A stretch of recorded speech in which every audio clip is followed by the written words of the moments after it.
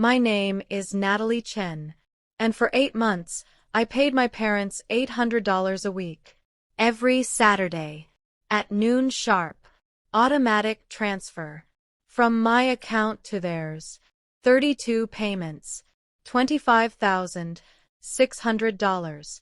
I thought I was buying something called family. Turns out, I was just renting the illusion of one. My wedding day was perfect. June 2023. A sunny Saturday in Portland, Oregon. The venue was a garden by the Willamette River, pergola covered in white flowers, light wood chairs arranged in a semicircle, golden light filtering through the trees. 120 guests. College friends. Work colleagues. My fiancé's family, all smiling, excited. And in the front row, on the left side of the aisle, where my parents should have been, 2 empty chairs. Empty. When I walked down the aisle, my stepfather on my right holding my arm, I forced a smile. I looked at my fiancé, David. He held my hand and whispered, "You look beautiful." But I couldn't stop staring at those chairs. 2 reserved seats.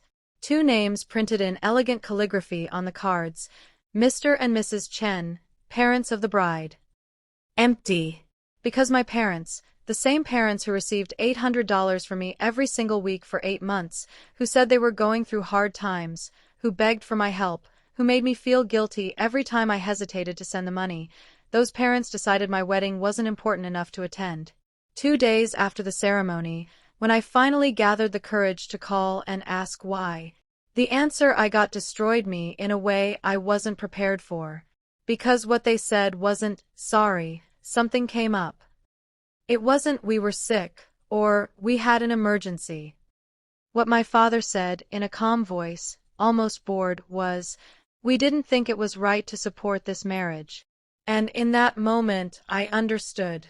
The $25,600 I'd sent was never about helping them. It was about controlling me. And when I finally made a choice they didn't approve of, marrying the man I loved, they punished me the only way they knew how. Absence. This is the story of how I learned that some people will never love you the way you deserve. No matter how much you pay. Let me take you back. 3 months before the wedding. I was sitting in my apartment in Portland, a small 1-bedroom I'd rented after moving from San Francisco for work. I'm a software engineer at a tech startup. I make good money. Not rich, but comfortable. That Saturday morning, I was doing what I'd done every Saturday for the past 5 months, opening my banking app and scheduling the weekly transfer to my parents. $800. Same amount. Same time. It started in January. My mother called me, crying, said my father had lost his job, said they were behind on mortgage payments, said they might lose the house I grew up in Sacramento. A modest 3-bedroom ranch-style home in a quiet suburb. The place where I'd learned to ride a bike in the driveway, where I'd had birthday parties in the backyard, where my father had taught me to change a tire in the garage. I couldn't let them lose it. So I started sending money. $800 a week. Enough to cover their mortgage and utilities, they said. Just until my father found another job. It'll only be a couple months, my mother promised. Just until we get back on our feet. That was in January. By June, my father still hadn't found a job. Or so they said.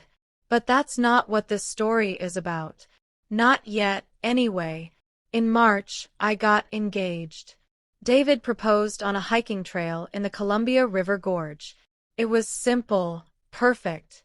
He got down on one knee with a view of Multnomah Falls behind him and asked me to marry him. I called my parents that night, breathless with excitement. My mother's response, "That's nice, dear.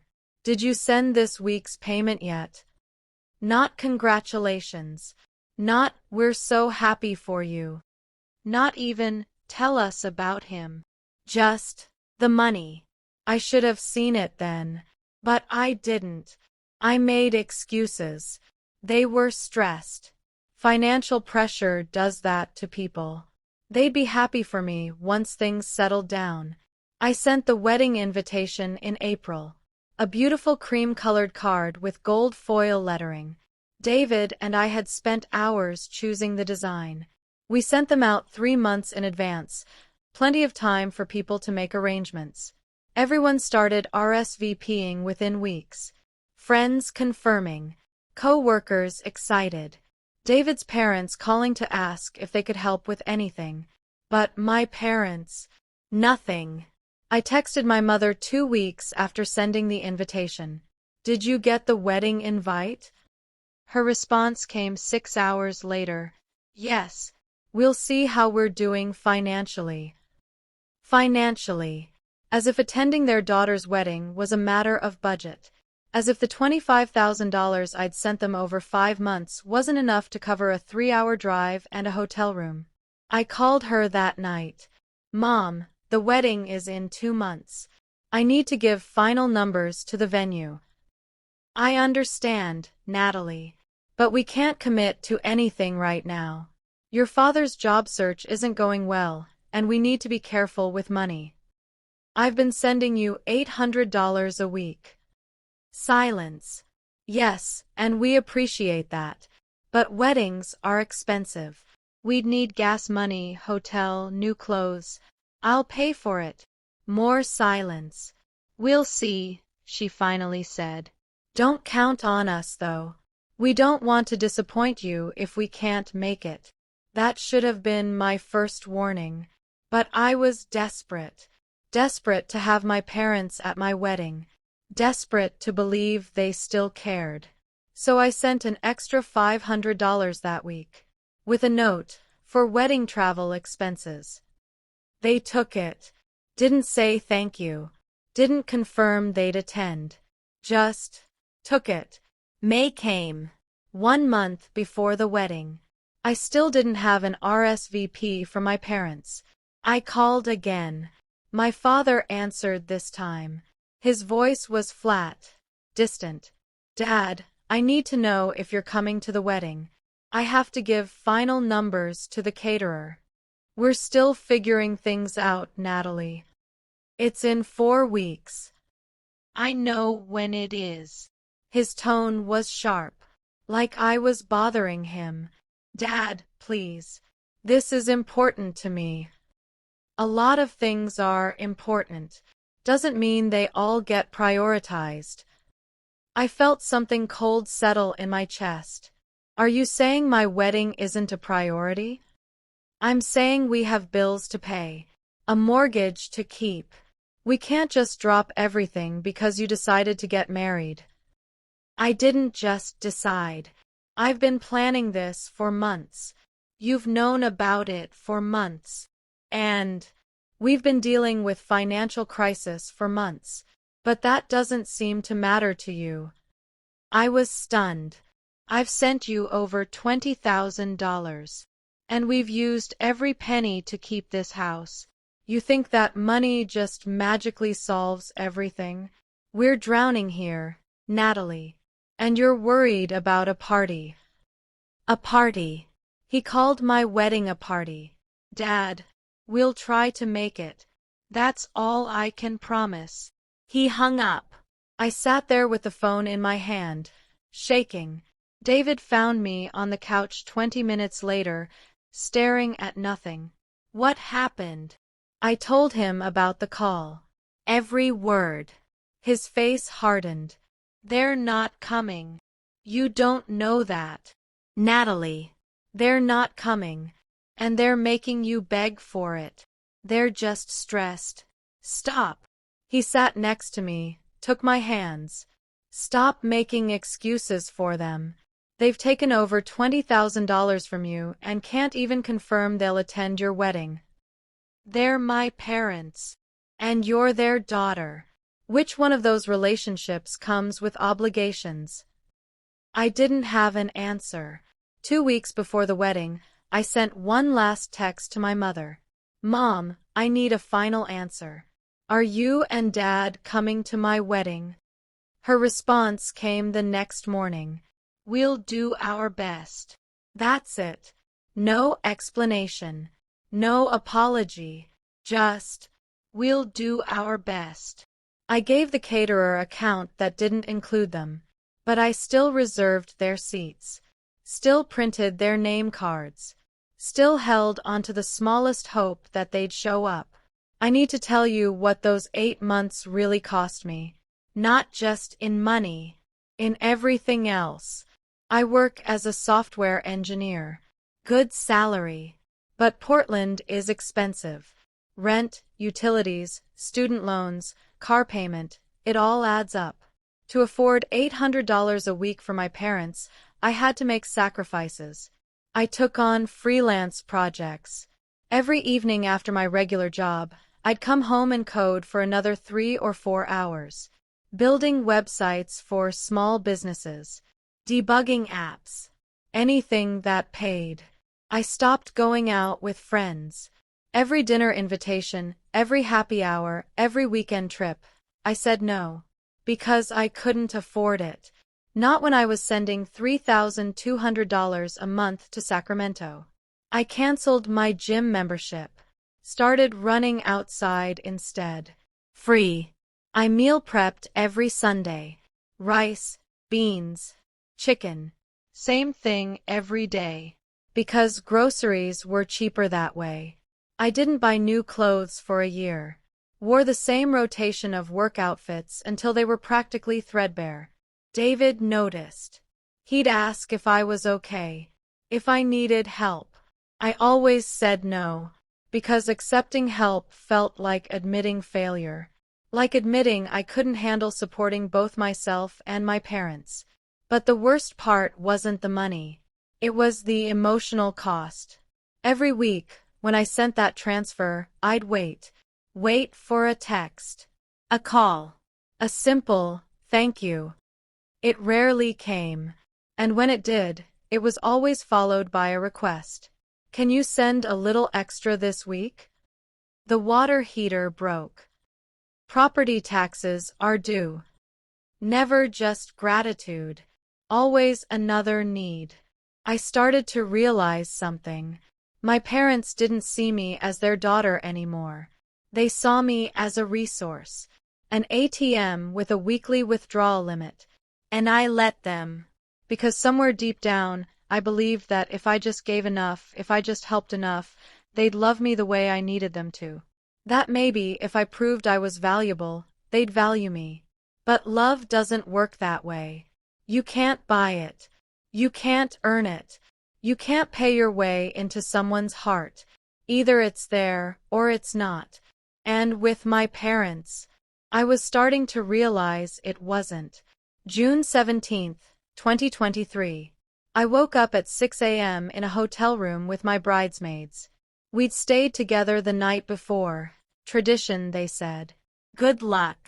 My best friend, Jenna, was doing my makeup. My sister-in-law, Michelle, was steaming my dress. Everyone was laughing, taking photos, drinking mimosas. I kept checking my phone. No messages from my parents. At 10 a.m., 2 hours before the ceremony, I called my mother.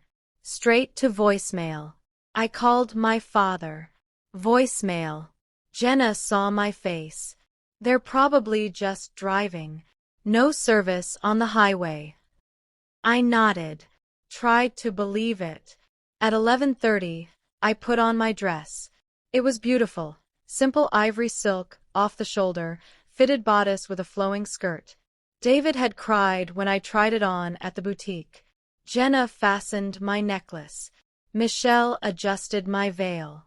You look like a princess, someone said. I felt like I was about to throw up.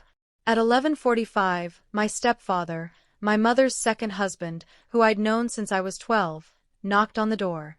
Ready, kiddo? I looked at him. Are they here? His face fell. Who? My parents. He glanced at Jenna, then back at me. Natalie. I thought you knew they weren't coming. Everything stopped. What? Your mom called me last week. Said they couldn't make it.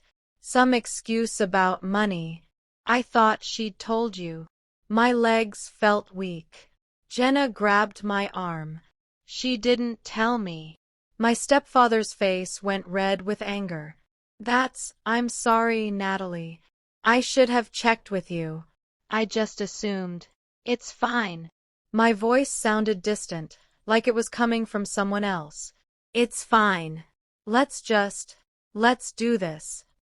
The ceremony was at noon. I walked down the aisle on my stepfather's arm. 120 people stood and turned to watch me. I didn't see any of them. I only saw those 2 empty chairs in the front row.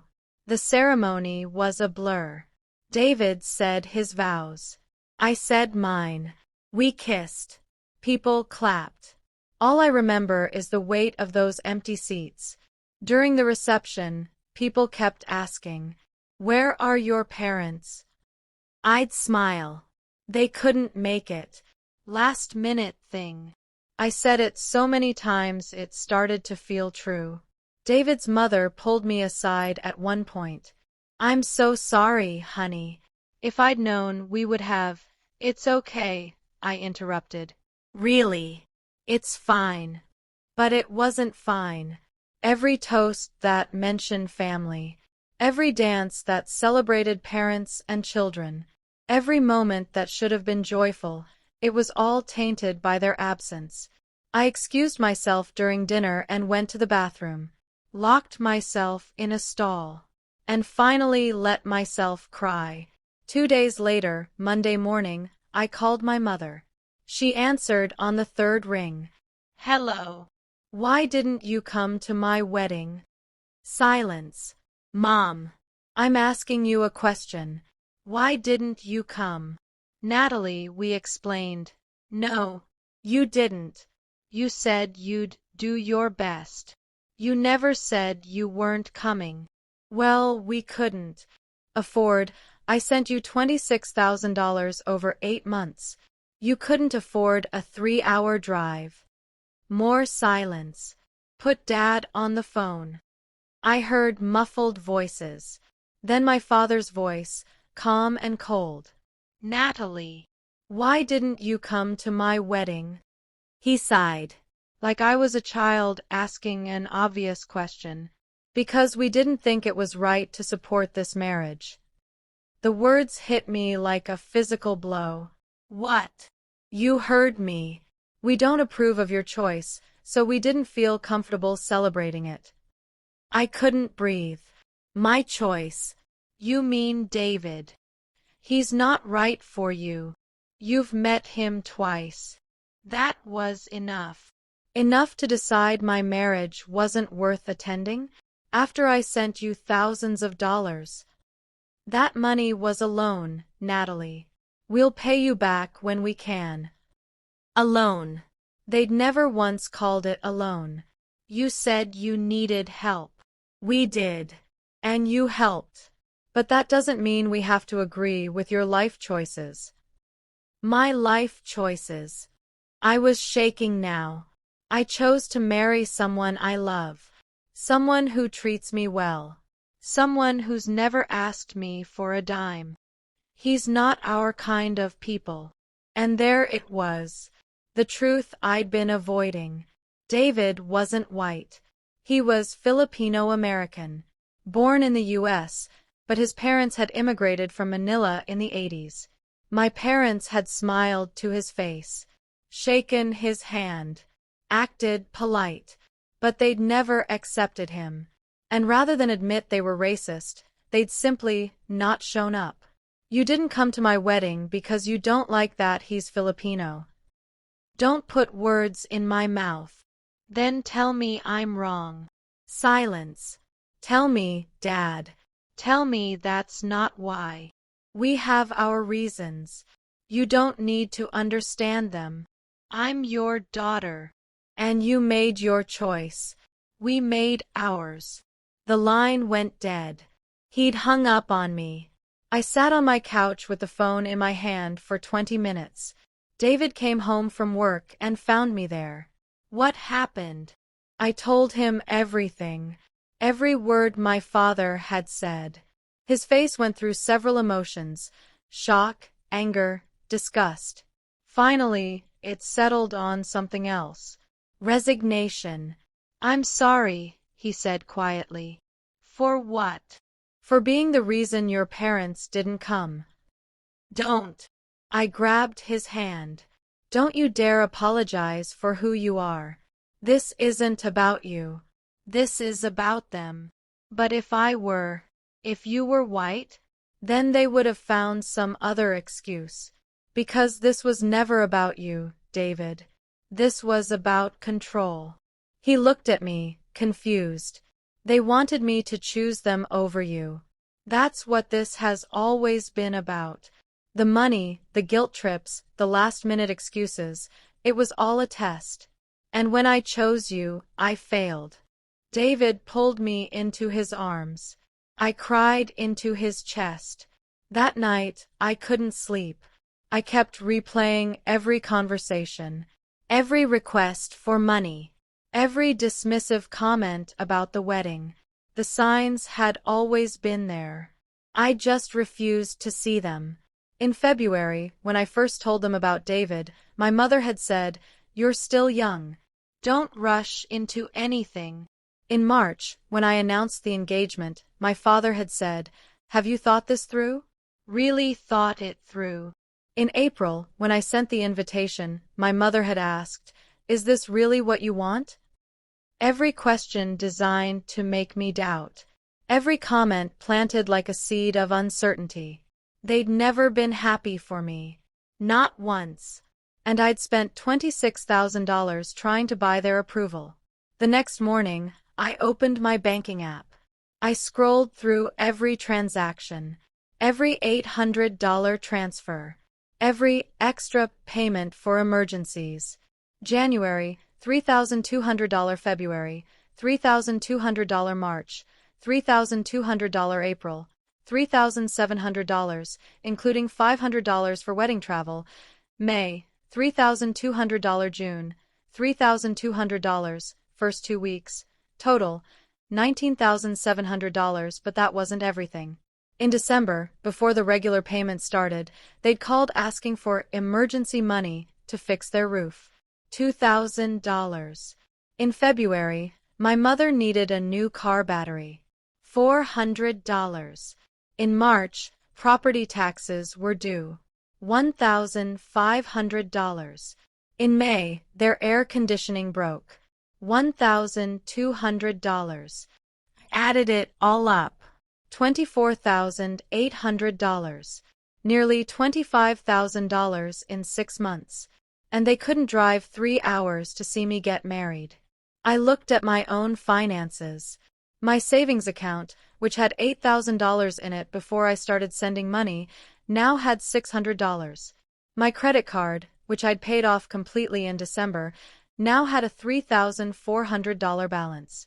Because there'd been months where $800 a week wasn't enough for my own expenses.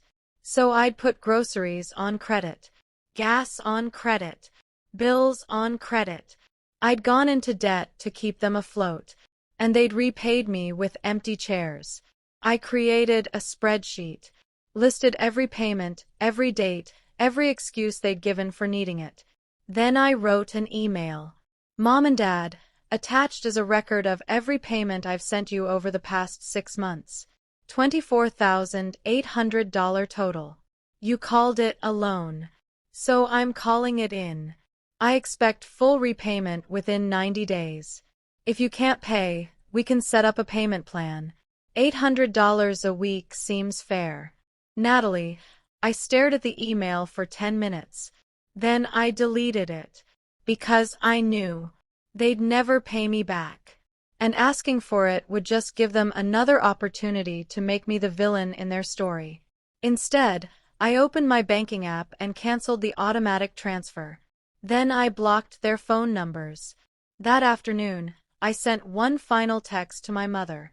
From a friend's phone, since I'd blocked them on mine. "You don't need to worry about money anymore. The payments are done." I didn't wait for a response. Just handed the phone back to Jenna. "It's done," I told David that night. He held me. "How do you feel?" Light, I said. And I meant it. For the first time in 6 months, I didn't have to dread Saturday mornings. Didn't have to calculate whether I could afford to eat out or buy new shoes or take a weekend trip. Didn't have to wonder if this week's payment would finally be enough to earn their love. The next Saturday at noon, my phone didn't buzz with a transfer confirmation. And I felt free.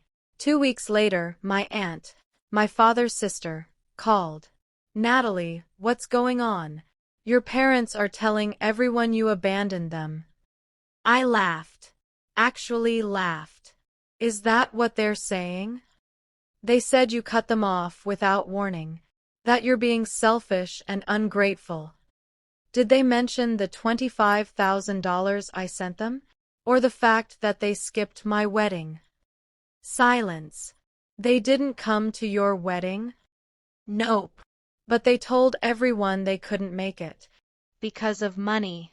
They had money. My money. They just chose not to come.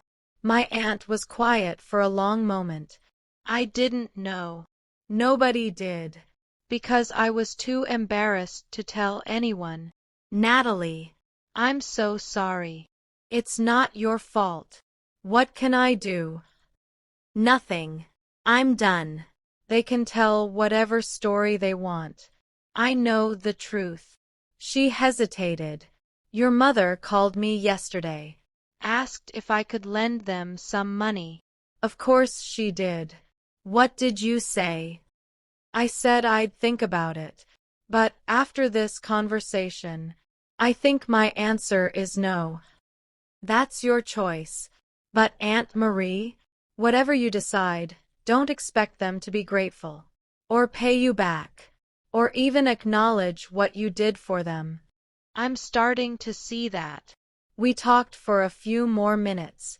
When we hung up, I felt lighter still. The truth was coming out, slowly but surely. Over the next month, more family members called. Some were confused. Some were angry on my behalf. Some had their own stories of my parents asking for money. Turned out, I wasn't the only one they'd hit up for cash. My uncle had lent them $5,000 2 years ago. Never got it back. My cousin had paid for their car insurance for 6 months last year.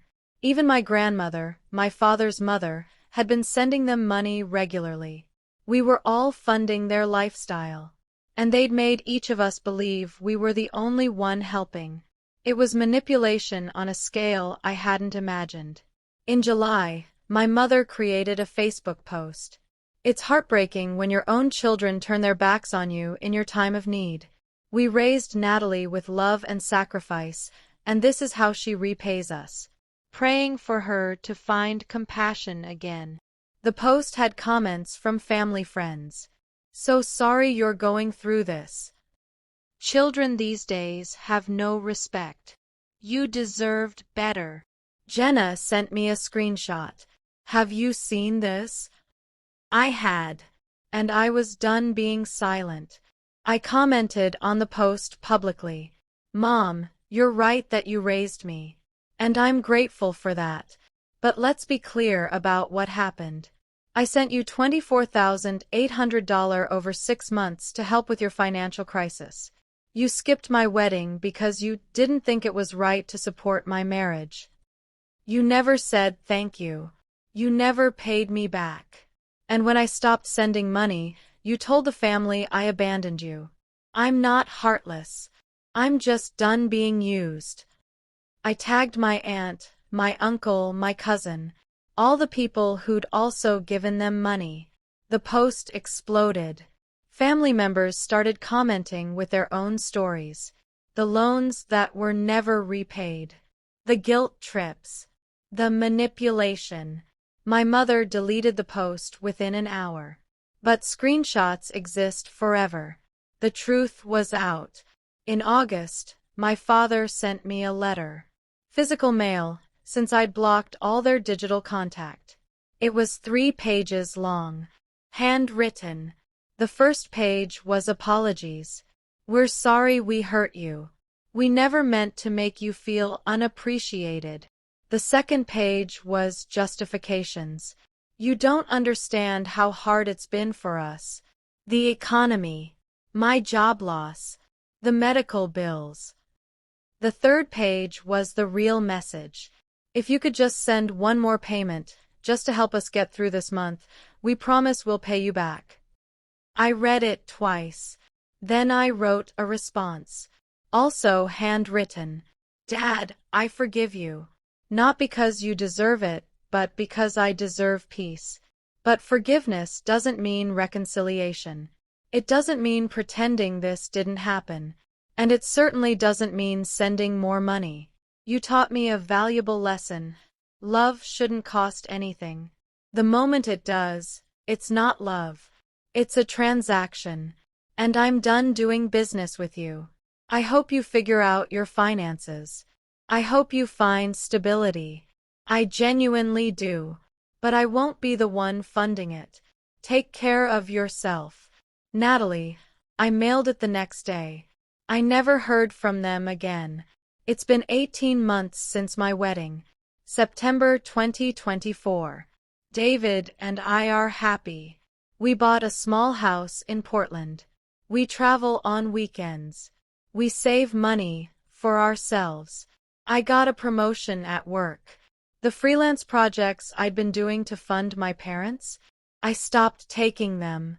Started using my evenings to rest, to read, to cook actual meals instead of meal prep rice and beans. My savings account is back over $10,000. My credit card is paid off. I'm financially stable for the first time in years. But more than that, I'm emotionally stable. I don't wake up dreading phone calls. Don't feel guilty for spending money on myself. Don't wonder if I'm doing enough to earn love. Because I learned something important. You can't earn love. Real love is freely given. It doesn't come with conditions or price tags or weekly payment plans. My parents' love, if that's what it was, had too many strings attached. And cutting those strings was the healthiest thing I ever did. Sometimes people ask if I regret it, if I miss them. Honestly, I miss the idea of them. The parents I wished I had. The family I thought we were. But the reality, the manipulation, the guilt, the control, I don't miss that at all. I think about my wedding sometimes. Those empty chairs. And you know what? I'm glad they were empty. Because if they'd come, if they'd sat in those seats and smiled and pretended to be happy for me, it would have been a lie. At least their absence was honest. It was the only honest thing they ever gave me. If you're reading this, if you're someone who's ever felt obligated to buy love, to earn affection, to pay your way into someone's heart, please hear me. You are not ungrateful for setting boundaries. You are not selfish for protecting your peace. You are not heartless for walking away from people who only see you as a resource. Family isn't about blood. It's about who shows up, who celebrates you, who values you, not for what you can give them, but for who you are. My parents taught me that lesson the hard way, but I'm grateful for it, because now I'm surrounded by people who love me without conditions, and that's worth more than any amount of money I could ever send. My name is Natalie Chen. I paid $24,800 for 8 months of false hope. And when I stopped paying, I finally started living. If you need to walk away from someone to preserve your dignity, your sanity, your self-worth, do it. You're not abandoning them. You're rescuing yourself. And that's not cruelty. That's survival.